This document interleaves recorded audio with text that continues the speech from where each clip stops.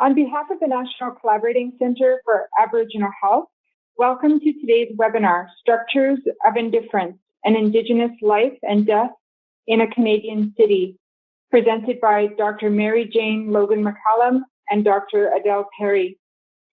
My name is Roberta Stout, and I'm a research associate with the National Collaborating Centre for Aboriginal Health. Our centre is located in the University of Northern British Columbia in Prince George, BC, the traditional territory of the Tsuut'ina peoples.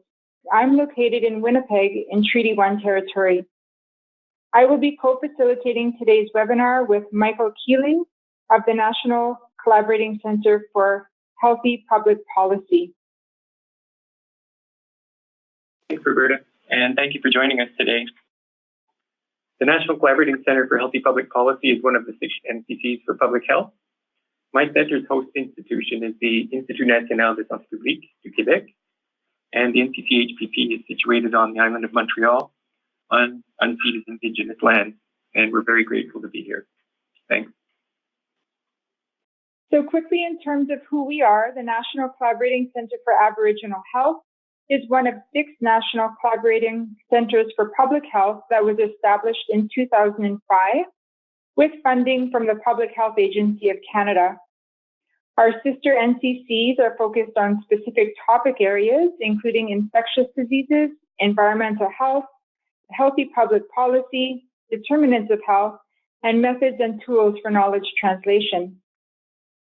Our centre is unique amongst the national collaborating centres in that we are focused on the health of a specific population. So our goal is to support health equity for First Nations, Inuit, and Métis peoples in Canada by promoting the use of Indigenous-informed evidence to transform practice, policy, and program decision-making across all sectors of public health. We have 4 areas of focus, being social determinants of health, child, youth, and family health, emerging priorities in Indigenous public health, and Indigenous knowledge and knowledge translation. The NCCHPP's areas of interest is in healthy public policy, and we understand those to be those policies that are outside of the health sector, but that still have major influences on the health of individuals and of populations. These policies, they could be ones relating to income, housing, transportation, employment, education, and so on. And they're widely seen as being key determinants of health. So we try to work with people from various sectors and with various kinds of interest in public health in Canada in order to foster an understanding of policies and their effects, of working multi-sectorally, and influencing policy development to improve health. Now, understanding policy development includes trying to understand the many factors that influence policy choices.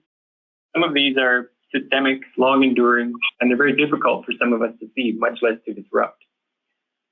Policy choices are active choices, and they all have ethical dimensions. And understanding those calls for critical attention.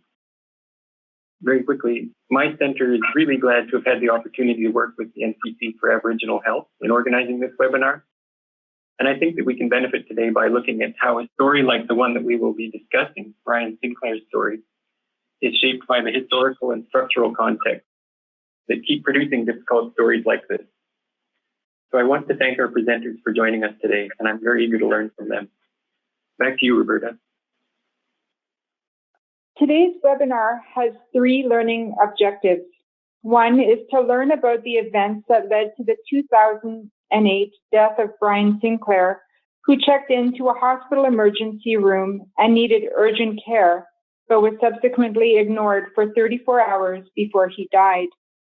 The second is to reflect upon how Sinclair's life and death were shaped by the history of colonialism and healthcare in Winnipeg, Manitoba, and Canada. And the third is to consider the structural and systemic anti-Indigenous racism that led to Sinclair's death and shaped responses to it. Today, we're very pleased to have Dr. Mary Jane Logan McCallum and Dr. Adele Perry present on this topic. None of the presenters has any real or potential conflict of interest related to the material that is being presented today. Mary Jane is a member of the Munsee Delaware Nation and a professor of history at the University of Winnipeg. Her research focuses on modern Indigenous histories, especially in the areas of health, education, and labor. Dr. Perry is a settler historian who was born and raised in British Columbia and has taught at the University of Manitoba since 2000, where she's a professor in the Departments of History and Gender and Women's Studies, a senior fellow at St. John's College, and a research affiliate with the National Center for Truth and Reconciliation. I'm very pleased to welcome the speakers today, and I'll switch now to their presentation.